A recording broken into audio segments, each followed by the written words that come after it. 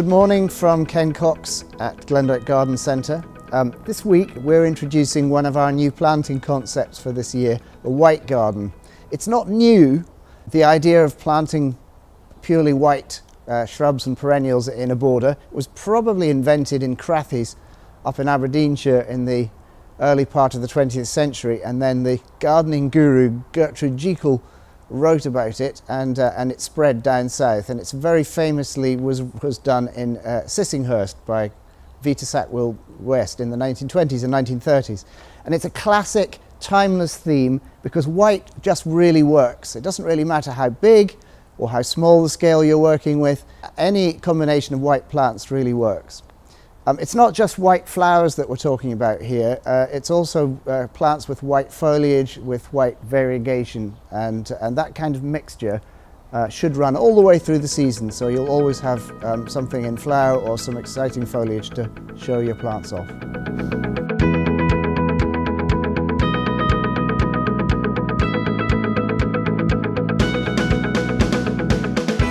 If you wanted to create a white border, how would you go about it? It really depends on the scale you've got, but if you've got a fairly large space, you could start off at the back with large growers like this magnolia here with magnificent star-shaped white flowers. Other shrubby material, we've got some rhododendrons here, viburnums for example, which have white flowers in June and into the summer.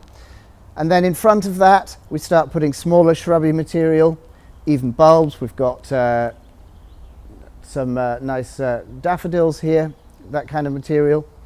And then at the front there's a large choice of small alpine plants.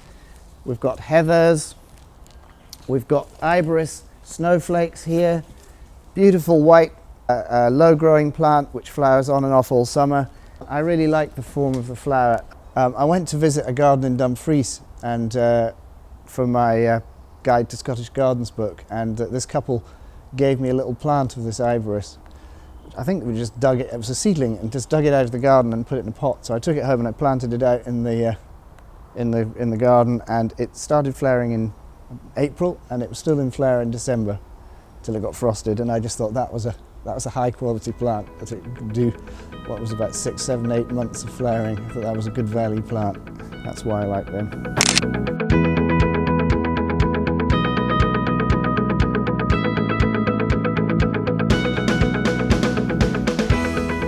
Now, one piece of advice I would say is, if you want season-long colour in your white garden, don't be tempted just to come in and choose things that are in flower now. Try to choose things that will flower all the way through the season. The great thing about the white garden is that you could start with snowdrops in February, for example, and by all means get some nice early spring colour, then moving into the rhododendrons, white roses, and then white perennials, and go right on into eucryphias in August, September, and give yourself 9 months of flower without any difficulty at all.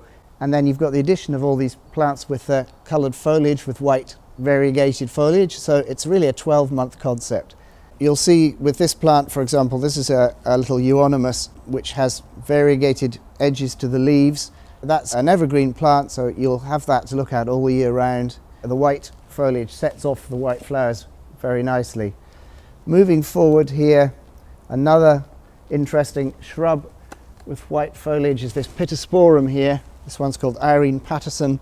This is not the hardiest plant, so if you're halfway up a mountain in inland Scotland, probably not the plant for you. And ideally, these pittosporums grow really well on the coast. They're fantastic in Dundee, St Andrews, Carnoustie, those kind of areas. And as you can see, it has this white young growth which shows off against the white flowers.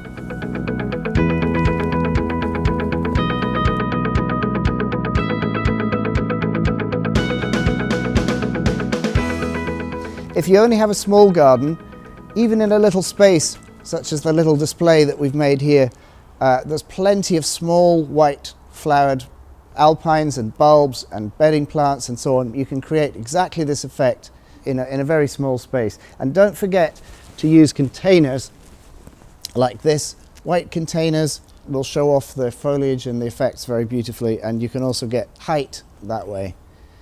So we're really just trying to give our customers some building blocks to play around with and to try and create this classic white garden look. It's never going to go out of fashion. White gardening appeals to almost everybody. So to sum up, the white garden, it's such a simple idea.